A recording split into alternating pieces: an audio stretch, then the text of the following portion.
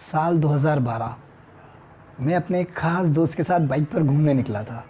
जब हम दोनों घूमते घूमते शहर की तरफ जा रहे थे, तभी अचानक उसने एक बुज़ुर्ग पर गाड़ी चढ़ा दी। इस हादसे में बुज़ुर्ग का हाथ फ्रैक्चर हो गया।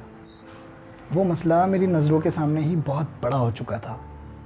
मैं उस घटना पर मौजूद था और मुझे हर चीज़ डरावनी सी लग रही थी, क्योंकि उसके साथ बैठने वाला शख्स मैं था।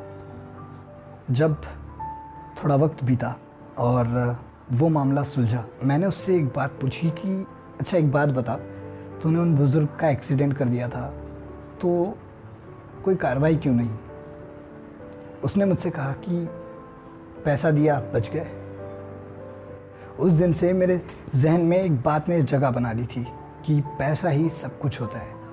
अगर इंसान के पास पैसा है तो वो दुनिया का सबसे ताकतवर इंसान है। बस यही सोच धीरे धीरे पागलपन में बढ़ती चली गई और मैंने अपना ग्रेजुएशन कंप्लीट कर लिया। 2014 में जब मैंने अपना ग्रेजुएशन कंप्लीट किया, मैं निकल पड़ा एक अनजान शहर, अनजान लोगों के बीच, बस वही पद, प्रतिष्ठा और पैसे की चाहत को लेकर। 2014, 2015 बीता, 2016 बीत गया। माँ का रोज़ फ़ोन आता था। वो रोज़ कहती कि बेटा घर कब आ रहा है, और मैं हर बार बस एक ही बात कहता कि माँ, घर से दफ्तर और दफ्तर से घर की ज़िंदगी में इतना उलझ चुका हूँ मैं कि मुझे फुर्सत तक नहीं। माँ रोज़ निराश होकर के फ़ोन रख देती थी। साल 2020, एक दिन मैंने अपनी माँ को फ़ोन लगाया और कहा कि माँ मैं घर आ रहा हूँ। ये सुनकर माँ बड़ी खुश हुई। उनकी खुशी का मानो ठिकाना ना रहा हो। और खुश हो भी क्यों ना, क्योंकि उनका बेटा 5 साल बाद जो घर आ रहा है।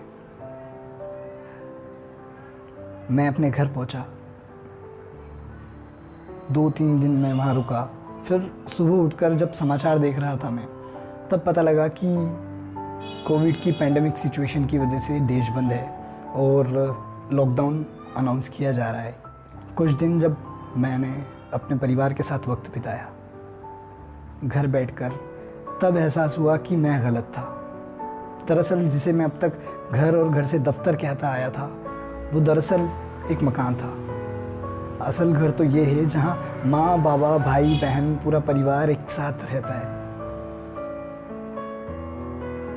हम अपने सपनों को पूरा करने में अपने अपनों को कितना पीछे छोड़ चुके हैं, आज जाकर ये बात मुझे समझ आई है। दरअसल गलती हमारी नहीं है, गलती है वेस्टर्न कल्चर की। हम वेस्टर्न कल्चर को फॉलो करने में इतना ज़्यादा उलझ चुके हैं कि हम हमारी संस्कृति, हमारे कल्चर को काफ़ी पीछे छोड़ आ चुके हैं।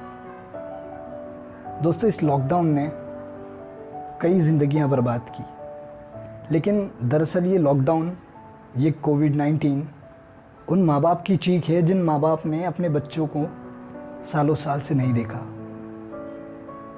और वही प्रकृति का कहर बनकर हम सब पर टूट पड़ी है।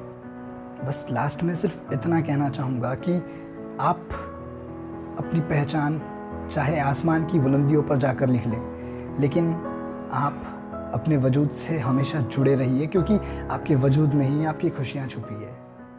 Thank you.